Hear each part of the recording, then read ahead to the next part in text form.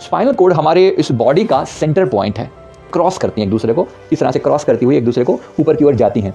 मैं कौन हूं ये जानने में स्पाइनल कॉर्ड मेडिटेशन आपकी बहुत मदद करेगा। और स्वादिष्ठान चक्र के बीच में होती है एक महान ऊर्जा है जो बंद पड़ी हुई है हमारे भीतर।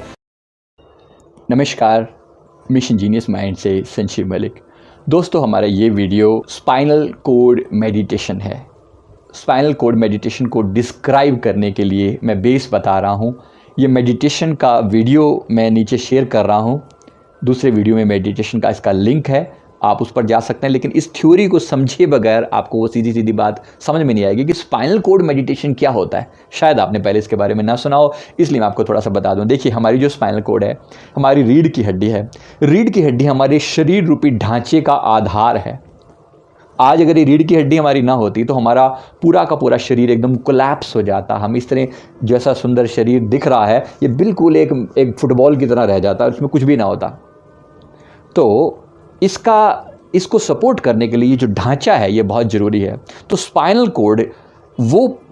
कॉर्ड ही बच्चा जब गर्भ में होता है तो सबसे पहले स्पाइनल कॉर्ड बननी शुरू होती है।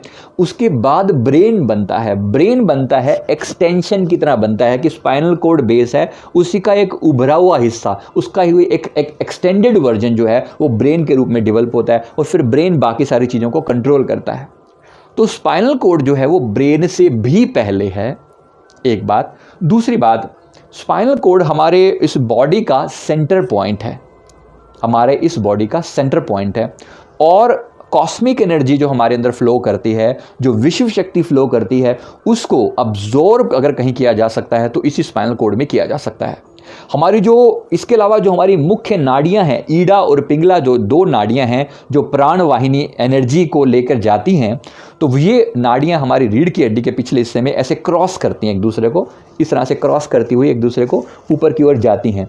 और इन दोनों के बीच में एक सुषुम्ना नाड़ी, जो कि सूक्ष्म है, दिखाई नहीं पड़ती, वो सुषुम्ना नाड़ी बहती है, लेकिन उस तक हमारी चेतना बड़ी मुश्किल से पहुंचती है। तो मैं आपको इसके बारे में थोड़ा और अच्छे से समझा दूं कि अगर मैं अपना ध्यान कुछ समय के लिए रीढ़ की हड्डी पर लगाए रखूं तो मैं अपनी चेतना तक पहुंचना मेरे लिए बहुत आसान होगा। मैं कौन हूं ये जानने में स्पाइनल कॉर्ड मेडिटेशन आपकी बहुत मदद करेगा। ये बहुत ही मज़ेदार ध्यान है। तो इससे पहले मैं आगे बढ़ूं, मैं आपसे पूछना चाहता हूं, क्या आपने अपनी स्पाइनल कॉर्ड में किसी भी तरह की चींटियों के चलने जैसी फीलिंग कभी आई है आपको? रीढ़ की हड्डी में चींटियां चलने जैसा एहसास या कोई खिंचाव या इसी तरह की कोई और सेंसेशन आपको अनुभव हुई है? अगर हुई है तो बहुत अच्छा, और अगर नहीं हुई तो अब इस वीडियो के बाद आप ये मेडिटेशन अगर करेंगे तो आपको होने लगेगी। तो इसका एक बहुत बड़ा फ़ायदा होगा अपनी कुंडलिनी शक्ति को सपोर्ट करना। अब होता क्या है, बहुत से लोगों की कुंडलिनी शक्ति जो कि हमारे मूलाधार के पास होती है, मूलाधार और स्वादिष्ठान चक्र के बीच में होती है, एक महान ऊर्जा है जो बंद पड़ी हुई है हमारे भीतर। जब वो खुलती है, जब वो अनलॉक होती है, चाहे वो अब की कोई साधना हो, चाहे पिछले जन्मों में की गई कोई साधना हो, जब वो पावर खुलने लगती है तो वो पावर रीढ़ की हड्डी के थ्रू ही वो ऊर्जा जो है वो सिर की चोटी की तरफ बहनी शुरू होती है। तब बहुत से लोगों की, क्योंकि रीढ़ की हड्डी में बहुत सारी ब्लॉकेजेस होती हैं, इसलिए वहाँ पर वो ऊर्जा रुक जाती है और उन्हें बहुत तकलीफ होती है। इसलिए लोग कुंडलिनी शक्ति जब इनकी एक्टिवेट हो जाती है तो वो बहुत परेशान होते हैं, बहुत दुखी होते हैं। मैंने अधिकतर लोगों को इससे परेशान होते हुए देखा है। शायद ही 10% लोग होंगे जिन्होंने कुंडलिनी को एक्टिवेट करके उसका बेनिफिट लिया होगा। बाकी लोग इससे परेशान ज़्यादा होते हैं।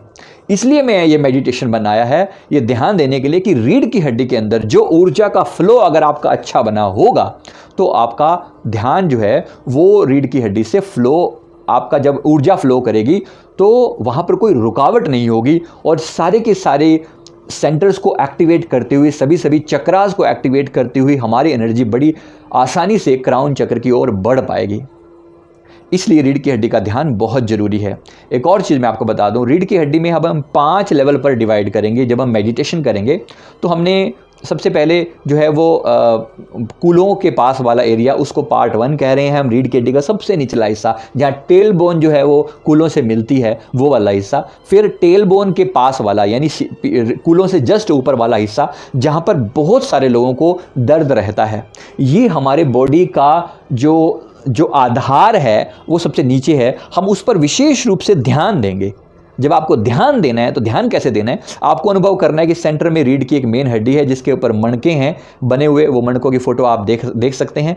और जब आप उस पर ध्यान देंगे तो आप महसूस करेंगे ऊर्जा का फ्लो इसके अंदर प्रॉपरली जा रहा है। ये सारी बातें मैं उस मेडिटेशन में आपको बहुत अच्छे से गाइडेड मेडिटेशन में मैं आपको करवा दूंगा। तब तक के लिए ये बेस आपके बड़े काम आएगा, ये आधार वीडियो आपके बहुत काम आएगा।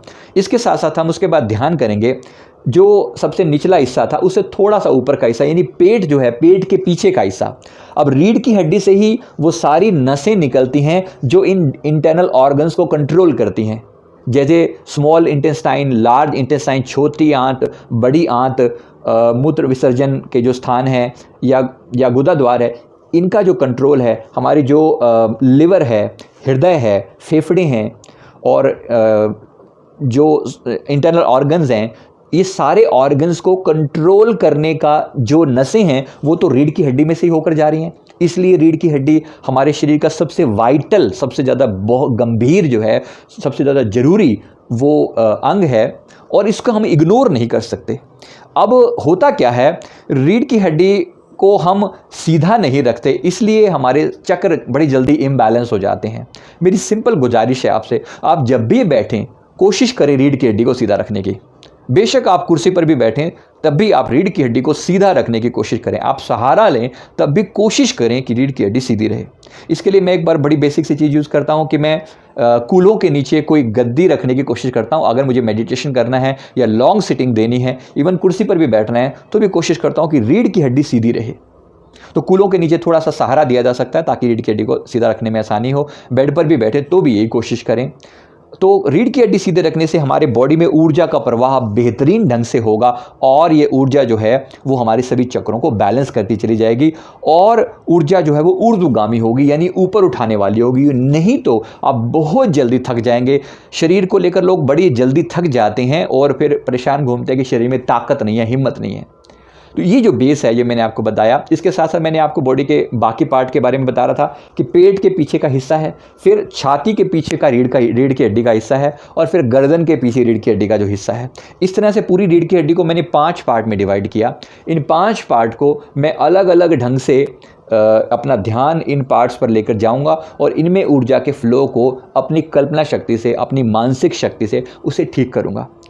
आपको 3 से 4 दिन के अंदर ही जब आप इस मेडिटेशन को करेंगे तो आपको एहसास हो जाएगा कि आपके अंदर ऊर्जा का फ्लो बढ़ने लगा है, आपके अंदर एक ज़बरदस्त पावर जागने लगी है, रीढ़ की हड्डी में सेंसेशन होने लगी है और बहुत सारी चीज़ें जो पहले नहीं होती थी, बहुत सारी ऐसी चीज़ें जिनके प्रति आप संवेदनशील नहीं थे, अब होने लगे हैं। इसलिए मैं उम्मीद करता हूं कि इस मेडिटेशन को आप जरूर करेंगे।